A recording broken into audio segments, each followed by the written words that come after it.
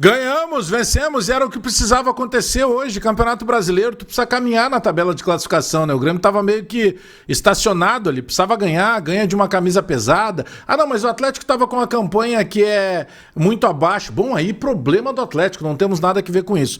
Precisava ganhar. Bom, aí a partir daí, o que a gente faz? Primeiro a gente comemora. Eu acho que tem várias coisas a serem comemoradas além da vitória no jogo de hoje. Tem, por exemplo, um Pavão desempenhando um bom papel na lateral direita. Vamos combinar o seguinte, vamos esquecer o rótulo que nós já tínhamos do Pavão. Vamos pensar assim, esquece o Pavão que como atacante não funcionou, que às vezes tem uma dificuldade de passe, porque ele continua tendo essas dificuldades. Mas vamos pegar assim, o João Pedro jogava, na lateral a gente queria que jogasse o Marcos Rocha. Quando jogava o Marcos Rocha, a gente queria que jogasse o João Pedro. O Pavão fez um trabalho honestíssimo, não deixou a desejar. Participativo, inclusive. Tá bom, vamos adiante. O que tinha hoje o Luiz Castro para fazer diferente? Ele começou com o Gabriel Meck. Opa, aplauso, vou dizer mais. Já abro agora meu voto. O Gabriel Meck precisa ser titular para começar o Grenal da primeira final. Agora domingo lá aí mesmo na nossa arena.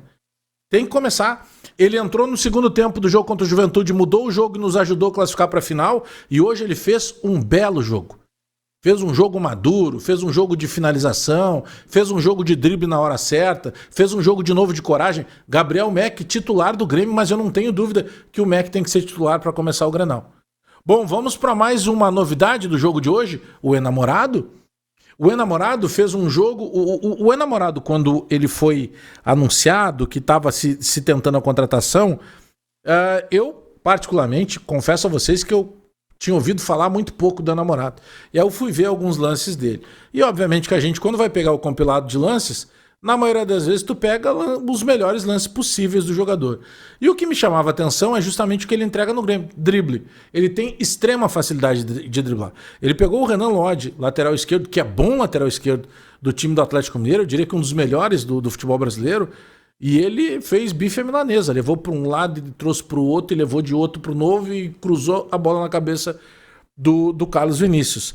A gente pode depois analisar com um pouco mais de calma o Carlos Vinícius. Acho que a bola tem que chegar mais vezes para ele. Ele está meio passando fome lá porque a bola não chega. Mas o Enamorado foi uma belíssima alternativa de drible. A estreia, por exemplo, do Nardoni. O Nardoni foi um jogador que tomou o cartão com menos de 10 minutos.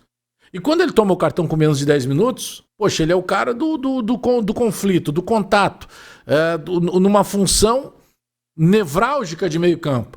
Ele naturalmente se conteve o resto do jogo, mas mesmo assim ele mostrou desenvoltura, mostrou que está bem fisicamente, é um jogador que pisa com facilidade na área, né? Eu não estou falando que seja volante box to box, como querem os novinhos, não, mas ele é um jogador que para a função dele ele pisa com muita facilidade na área. Então o Grêmio hoje ele teve algumas porções do jogo interessantes. O primeiro tempo do Grêmio, ele começa muito bem, até ali 15 minutos.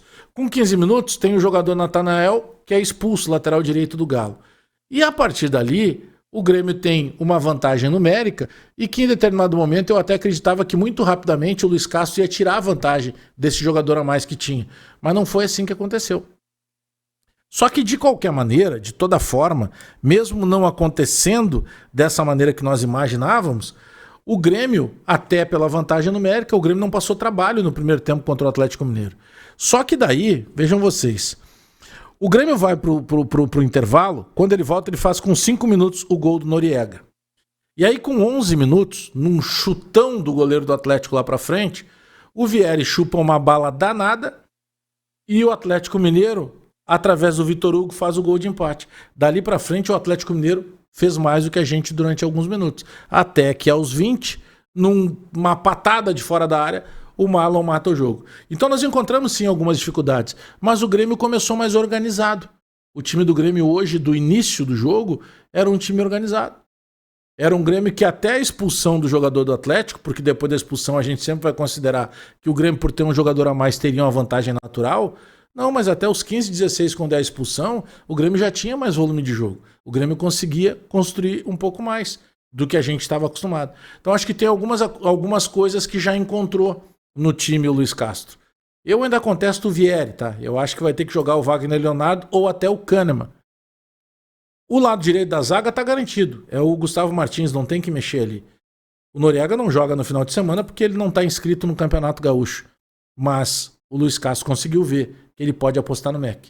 E que se ele precisar botar na velocidade, seja do começo do jogo ou no segundo tempo, ele sabe que ele olha pro pequenininho ali, o enamorado, e o enamorado vai ser o ciscador, vai ser o driblador, vai ser o quebrador de linhas. Mas o Gabriel Mac, eu não tenho dúvida alguma. O Mac tem que ser titular do Grêmio já para começar o Clássico Grenal do próximo domingo.